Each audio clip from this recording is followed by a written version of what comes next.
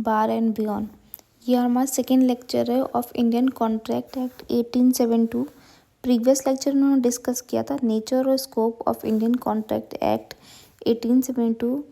उसके बाद हम आ गए थे बैरेक्ट पे, जिस पे हमने डिस्कस किया था प्रीएम्बल इंडियन कॉन्ट्रैक्ट एक्ट का। उसके अंदर सेक्शन 1 से डील किया था, जो कि बात करता है शॉर्ट टाइटल के बारे में। अब हम इस लेक्चर में बात करेंगे सेक्शन 2 के बारे में, जो कि interpretation clause of Indian contract act. बात करते हैं प्रपोजल के बारे में। प्रपोजल और ऑफर एक ही चीज़ है, बस डिफरेंट वर्ड्स यूज़ किए गए हैं। When one person signifies to another his willingness to do or to abstain from doing anything to obtain the assent is said to make a proposal. Okay, तो इसका मतलब ये है, जब एक व्यक्ति किसी कार्य को करने या ना करने की अपनी इच्छा जाहिर करता है किसी दूसरे व्यक्ति से उसका रिस्पॉन्स जानने के लिए, जो कि रिस्पॉन्स है वो पॉजिटिव भी हो सकता है या नेगेटिव भी हो सकता है, तो इसको हम प्रपोजल बोलेंगे। इसको हम समझते हैं एक सिंपल से एग्जांपल के साथ। जैसे कि एक व्यक्ति जिसका नाम ए है और दूसरा है जिसका नाम बी है। तो जो ए है उसने ऑफ़र दिया, बी से बोला कि मेरी कार है, उसको मैं 2 लाख रुपए में बेचना चाहता हूँ। बी का जो रिस्पॉन्स है वो पॉजिटिव भी हो सकता है, नेगेटिव भी हो सकता है, मतलब हाँ या नहीं। वो तो हाँ करेगा या तो वो नहीं करेगा।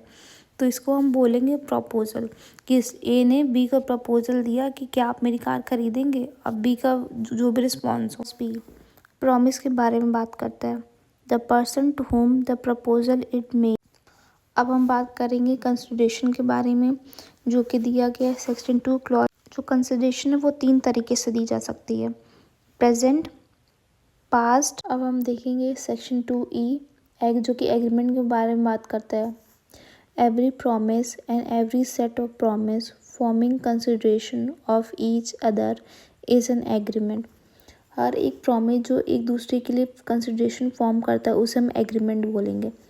जैसे कि मैं आपको किसी कोचिंग में पढ़ा रही हूँ, तो आपके लिए कंसिडरेशन होगा नोट्स और मेरे लेक्चर्स, और जो मेरे लिए कंसिडरेशन होगा वो होगी fees.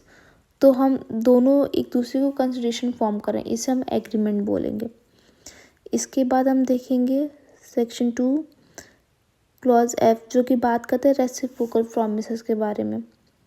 Promises which form consideration और part of consideration for each another is an reciprocal promise. जैसे कि 2 लोग हैं, जैसे कि ए ने ऑफर दिया था बी को कि आप क्या मैं फ्लैट लेंगे, तो उसने एक्सेप्ट किया था।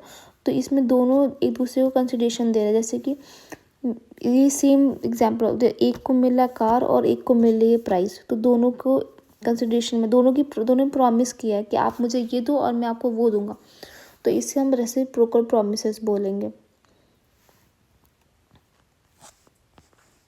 इसके बाद हम देखेंगे सेक्शन 2G, जो कि वर्ड एग्रीमेंट के बारे में बात करता है। Section 2I voidable contract. 2J void contract.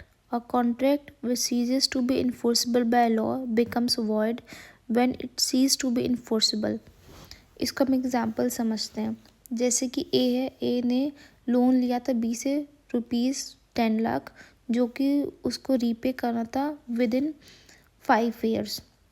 लेकिन वो जो 5 ईयर्स का पीरियड है वो कंप्लीट